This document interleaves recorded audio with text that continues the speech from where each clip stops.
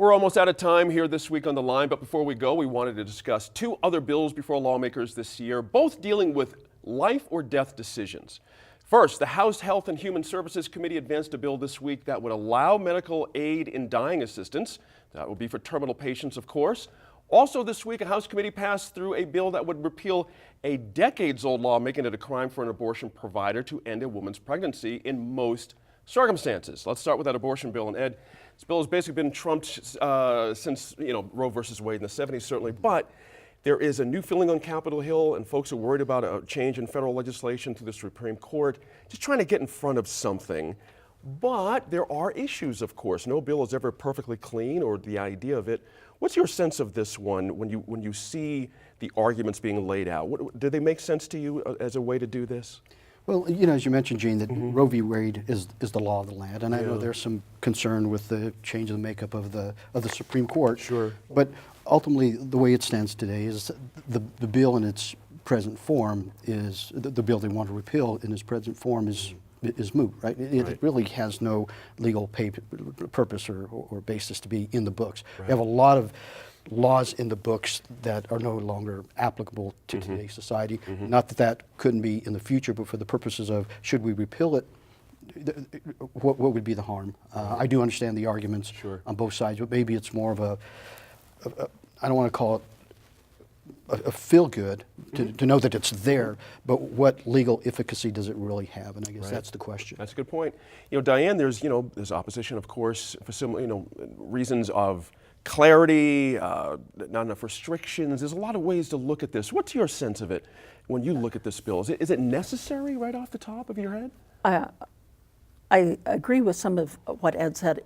It's already been, constitutionality's already been struck down. Right. There's also a federal law called the Church Amendment, and there are the New Mexico Uniform Health Care License Act. Decisions Act. The biggest issue, and I think the greatest concern I've heard, other than the traditional concerns, is the conscience clause. Right. Is if we eliminate that, how do we protect healthcare professionals if they say, my conscience and my faith do not allow me to perform this abortion? Gotcha. Then what happens to them? What's their liability when they say that? And some of the times you put in, well, you have to refer them.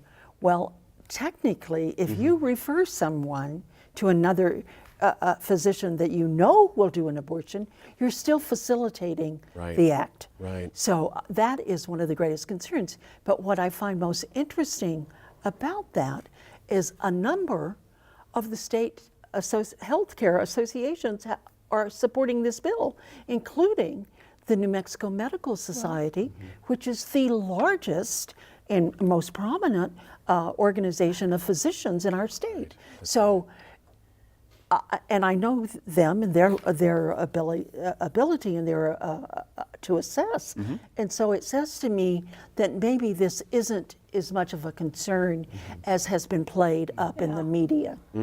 So It feels like it's on a fast track to repeal, though. Does it not? Am I sensing that? It does. Yeah. It does. It's a 50-year-old law, as you say. It's unenforceable, and it's no surprise to me that the Medical Society would be in favor of repealing it. It makes it a felony for doctors to assist in an abortion. The other conscience issue apparently is taken care of at the federal level. There are protections for doctors at the federal level who object. And that, I know, is one of the things that the proponents of the bill have been saying. Harry, there's a sense out there, of course, and we've seen it in other states play out recently about late-term abortions. This gives a lot of angst for a lot of people out there for a lot of reasons. We need to talk about that, not here at this table, but is that a discussion we need to have in the legislature? I think it's a discussion we need to have. It's a very squeamish subject to bring up. And both of these issues, both aid in dying and abortion, are really, really emotive issues.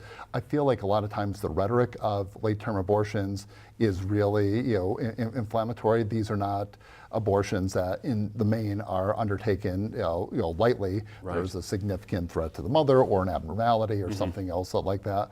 But I think if we're going to have a rational conversation about both of these issues, we've got to have it in its fullest form.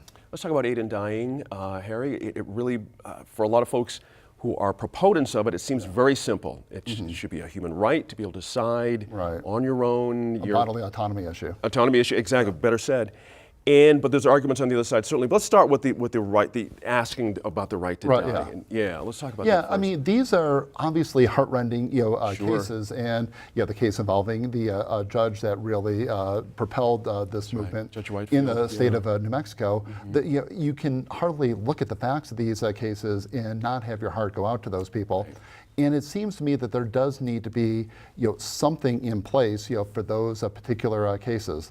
But I think we want to throw out a couple of things as well too. So how do we figure out where the line is? So some states have 6 months. Well, what's the principled reason for 6 months as opposed to a year?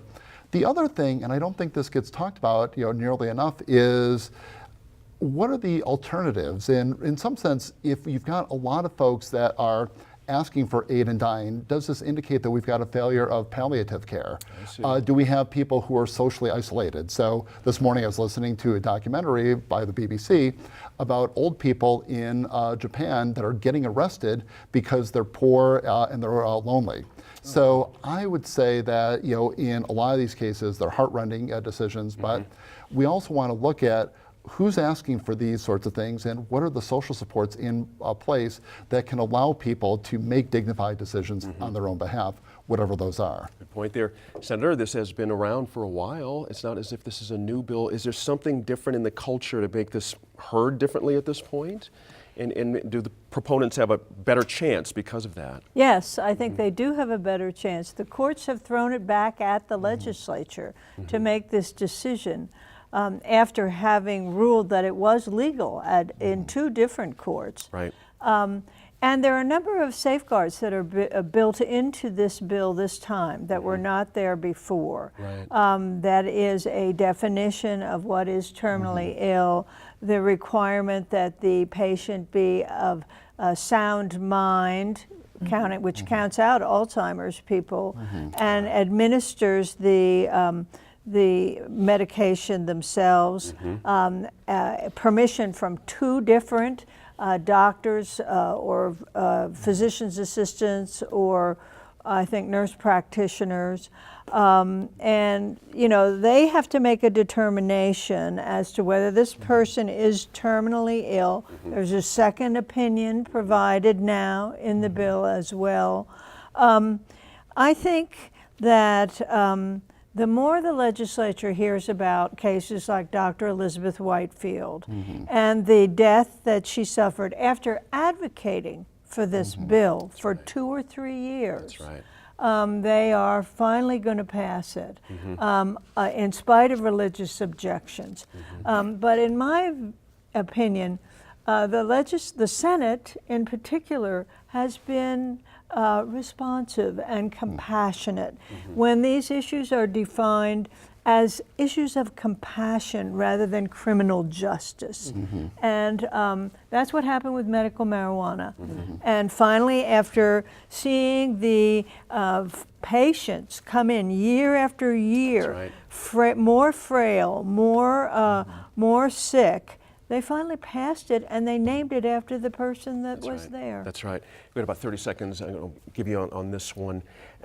Given that list that Dee Dee just rattled off here, that seems to be answering a lot of angst that's been out there for years about this. Is it enough? Well, it really isn't, and it really is a moral issue. And where Yeah. you stand on this issue depends on what side of the table you're on. If you've been before a loved one and you saw your loved one suffering to the very end and you wish you could do something, you may have a different opinion than someone who has never had that experience. And so it really is a moral issue that. Diane, can I get you to touch on this too, as a matter of fact, in 20 seconds, if you could? Yeah, I think that it is a moral issue. But having gone through watching a relative, family member die, there is nothing so heart-wrenching as doing that. And you pray for anything that could be helping them. That's right. And so I think that, as Senator said, it is about compassion, it is about understanding. However, there is one major adversary to this bill, and that is the church. Gotcha. And the church has had great impact and sway on some of the senators. Right. So I think that it's still going to be a controversial issue down to the very end.